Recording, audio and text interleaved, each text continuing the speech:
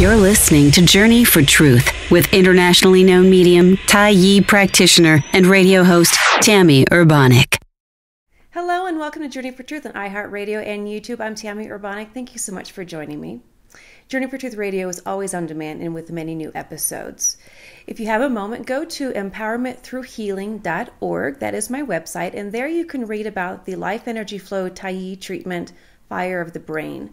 This treatment works with the brain, helping it heal. It addresses difficulties that people may be experiencing as a result of substance abuse, childhood abuse, significant anger, depression. You can read more about Fire of the Brain at my website, empowermentthroughhealing.org. Also, a free newsletter you will want to read each month is from the Jonah Life Institute. This newsletter is free and it gives great information. To read more about the Jonah Life Institute and to sign up for the newsletter, just go to jonahlifeinstitute.com. My guest this week is Haska Harrison. Today, Haska will share with us about emotional injuries, healing those injuries, and turning that into passion. Haska, welcome. Thank you, Tami. Great to be on your show again. It's great having you here. Now, I think most can see what might cause an injured heart, an emotional injury, but can one have an injured heart without deeply realizing it? Virtually everyone has an injured heart to different varying degrees. Can someone actually have an injured heart and not be aware of it? Yes, they may be aware of certain symptoms of the injured heart, but they may not be aware that their heart chakra itself and also the physical heart may carry an injury of many events that could have occurred throughout their lifetime, from childhood, adolescence, adulthood, but this also includes what we would call as other lifetimes and issues that were not healed, that were that created deep suffering and pain emotionally, mentally, and physically. So why would one perhaps not know that they carry an injured heart, whether it comes from this life or another time frame? Many people are in a state of denial. They're in a state of denial of often what they feel. They are in a state of denial of what they experience, and they take those experiences and they may think them, believe them to be normal experiences when they're not normal. But to their perception, it's very normal experiences. But there's an element here that Jonah's going to be dealing with and going quite deeply into in regards to the injured heart. And that is the concept of lies. Whether we lie to ourselves or we're being lied unto. From birth, we've been lied unto. Everybody's lied to. Starting from birth, until the grave. Everybody is lied to different varying degrees. And many people don't uncover those lies. They're not aware that they've been lied to, and some people aren't even aware that they're lying to themselves. But Jonah's going to kind of go in a little bit to the scientific element of it in terms of the prefrontal cortex of the brain. Oh, very interesting. How that actually changes.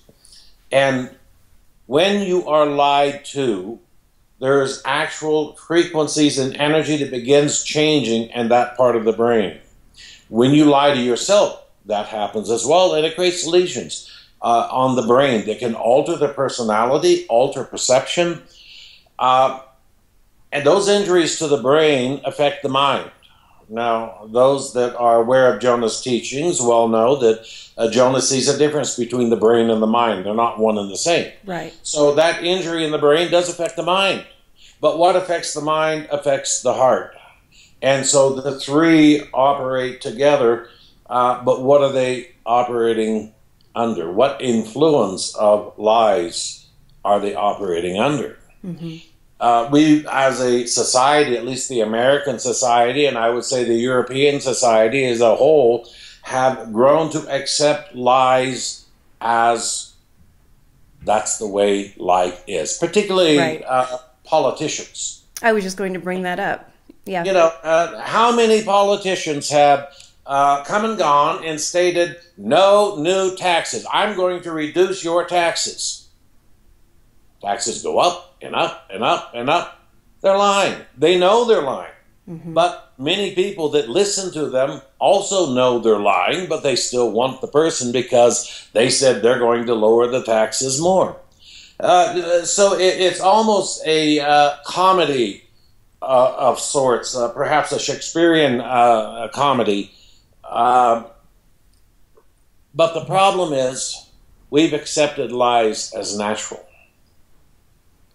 And when we've been lied to, it affects our brain, it affects our mind, it affects our heart, and it creates an injury in the heart.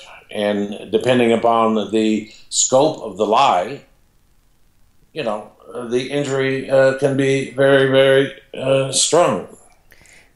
I can see where many people who have been learning from Jonah, been learning the science of spirituality, the spirituality of science through Jonah, through you, can say, this makes sense to me, I understand this. And then there will be some people who this is very new to them. They may recognize, yes, I can say I've been lied to. Yes, I can say I have believed those lies. But how does that translate into affecting my heart? They don't quite make that connection. So the information that Jonah is going to offer at the intensive very soon, they can, if they attend that, they can then begin making those connections. Because I can see where many people might be listening to this and they're saying, it intuitively makes sense, but I don't quite make those connections. Exactly. And Jonah will give the scientific aspect, but he also gives the spiritual, the mental, the emotional, and the physical aspect. A question Jonah will be presenting to the audience: can one become addicted to being lied to? I could see that. Does one need to be lied to in order to artificially feel good about themselves? Now, you can also look, okay, well, that affects the that part of the brain. Now, but what do you feel? It's not that you actually feel the brain. So when you're lied to, can you know what it feels like? Mm-hmm. Now, somebody that's addicted to lying, and this is the interesting part here, someone that is addicted to being lied to and lying to themselves, and they hear an element of truth, whatever that truth might be, mm-hmm. Many of those people will feel a tension developing in their forehead. Oh, interesting. And they even get a headache.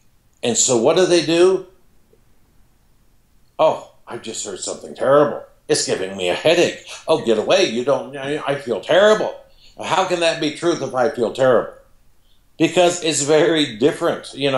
You have one frequency you've grown accustomed to, and now you're hearing something that is true, and you have a hard time accepting it. It's been stated many times that truth is greater than science fiction. If you tell someone, something's been uncovered, and this occurred in your childhood that you totally erased in your conscious memories. Mm-hmm. And they have just, all of a sudden it just like slaps them on the forehead. And I'm talking about something that's actually true, that actually did occur to that individual. Exactly. They have a very difficult time. And when somebody hears truth, the brain reacts to truth. How are they going to work with that reaction? But the brain also reacts to lies.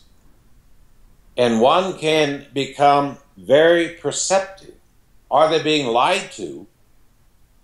In direct accordance to, do they lie to themselves? Now, all of this goes back to the injured heart. What would be just a few symptoms that a person could identify to look for if they have an injured heart, if they're not sure or unaware? Phobias. Ones can have phobias. They can have very deep levels of depression. They can have extreme anxiety. They can develop heart disease. They can develop different difficulties in their circulation. They have difficulty in feeling deep. They have difficulty in expressing passion that they may know about deep inside, and they may want to have that passion, but it's almost like there's this wall that blocks themselves from feeling that passion. What would and be certainly an injured heart can lead to a multitude of diseases as well. Right, depending on the individual. Yes. What would be a couple of ways a person could heal an injured heart? Aside from looking for those lies, I would think that would be one of those ways. Are there going to be a couple of steps described in order to do that? Yes, Jonah will go step by step on a process of, number one, identifying, number two, what do you do with it, and number three, what do you do after you've dealt with it? Because all three steps have to be recognized and worked with. I do not know what three steps he's going to give, so I don't want to jump too much in front of and speak for him when he's not going to speak about that, but he's going to speak about this. Okay. You mentioned passion just a moment ago. Exactly what is the definition of passion? Everyone knows the word passion. They can perhaps have an idea of what that might look like, but what is the correct definition? When one expresses their passion, they do not lose excitement for living.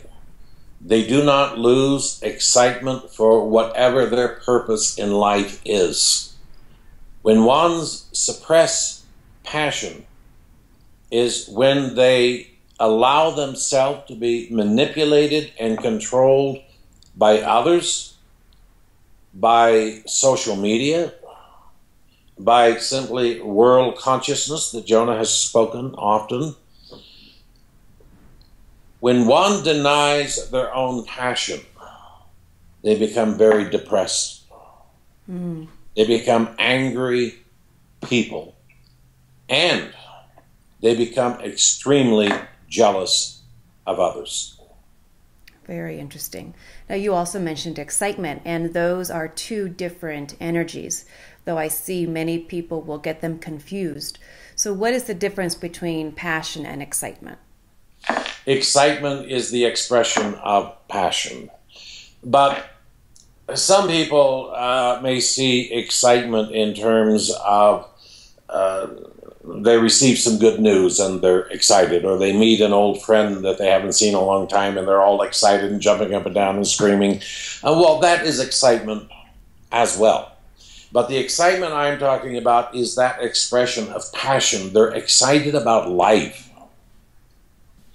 They don't see life as, oh, I've got to get up and go to work again. This life is so hard and so difficult. Look what those other people have. They don't work nearly as hard as me, and their life is, their life is wonderful.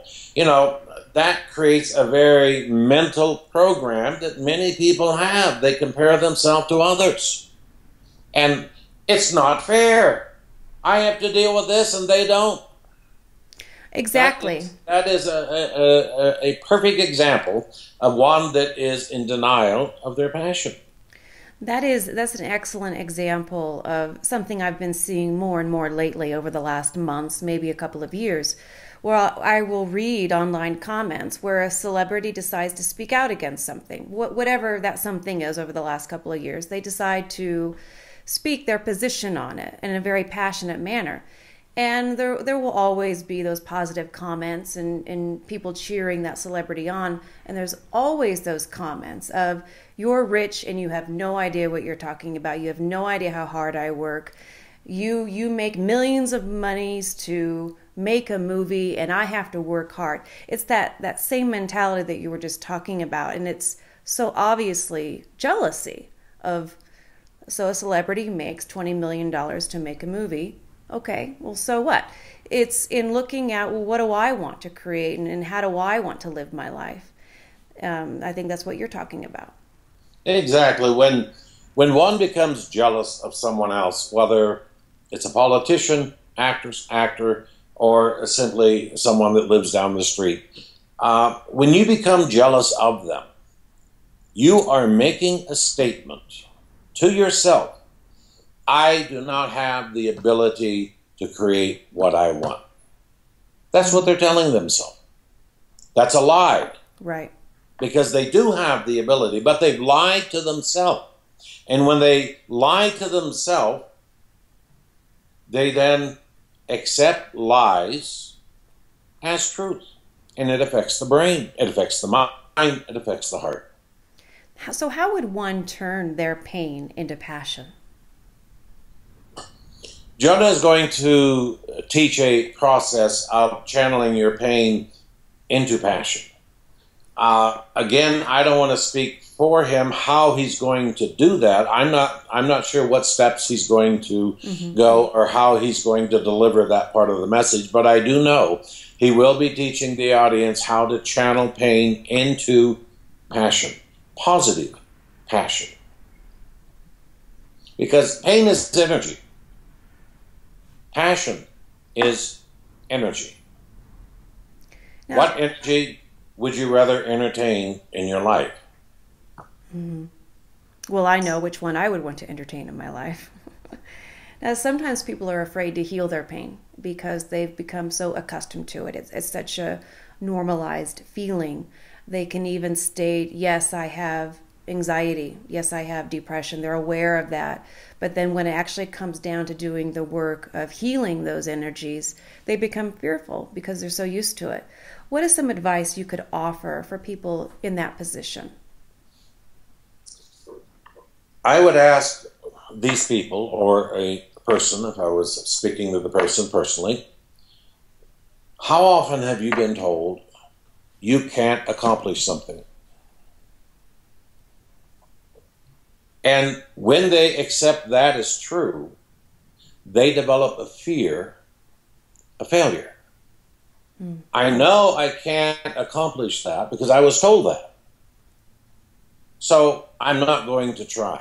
Because what if I try and I fail? Then I will just, tell myself a commitment has been made to fail. So when people hold that belief, they cannot accomplish what they want to accomplish. They don't. And so they see the results of their life as a failure. They see the results of their life, I want this, but I can't achieve it. Those are beliefs. Those are actual lies that they have accepted in their brain that's affecting their mind and affecting their heart. So what happens? They give up. Some people give up, they commit suicide.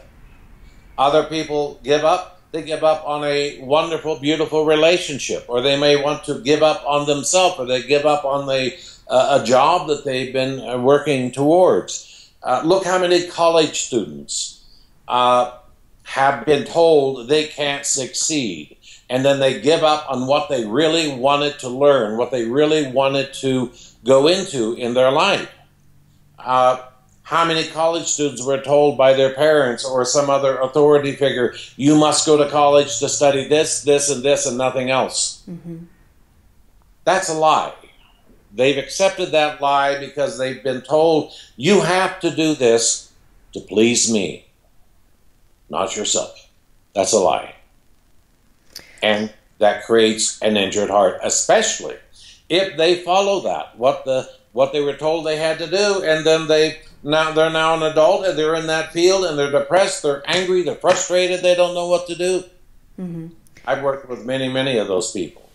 Especially when money's involved. I know a lot of people, young adults, are told not to go into the profession that they're passionate about because there's no money there. But their passion is there. And, life is not all about making money. It's about having an experience and living an experience. But I know there are many parents or authority figures who do truly believe, and a lot of other adults who truly believe life is about making money. It's about being in a competition with others. How much more can you have and how much more money can you have? Which makes life very limiting and a little depressing. We live in a society, unfortunately, and I'm not talking simply of the American society, but the world society, where people are judged on their income. Mm-hmm. This person only makes that much money? He's not worth very much. She's not worth very much. Kids absorb that, and they begin believing it. And the only way they can see themselves as a success is by how much money do they make. I've met many people. I've counseled and worked with people who have multi-millions, and I've had worked with people who are billionaires, who are struggling spiritually, mentally, emotionally, because they were a success financially, but their life is total chaos, spiritually, mentally, emotionally. Now you're just giving a little snippet of information that Jonah is going to be offering at the intensive. And so can you talk a little bit about the name of the intensive, where it's located, and exactly when it's taking place? It's Healing the Injured Heart. The intensive will be held in Denver, Colorado on February 3rd, 4th, and 5th at the Doubletree by Hilton Hotel. And the address is 3203 Quebec Street in Denver. And it will begin at, Jonah will begin speaking at 7 o'clock Friday evening on the 3rd. The doors will open for people to come in and find their seats at 6 p.m. Okay, so it's all weekend. And then it's all day Saturday and all day Sunday, ending at 4:30 on Sunday. And just for reference, that was in 2017, February 2017. Yes. Now, when does the discount price end? The discount price ends on the Wednesday of the week before. I believe that's January 25th. Right now, the price is $340. And when the discount ends, the price goes to $400. You can pay at the door for the full price, or you can sign up online. There's more information about what the intensive is about, how much the cost is, the date that it changes, and you can go to www.jonahlifestore.com and simply hit the link that says intensive and scroll down, and there will be a whole page of information there. Excellent. Well, thank you so much, Oscar, for being a guest on my show this week. Thank you. And thank you, listeners, for joining me here as well on Journey for Truth on iHeartRadio and YouTube. Until next time, have a fantastic week.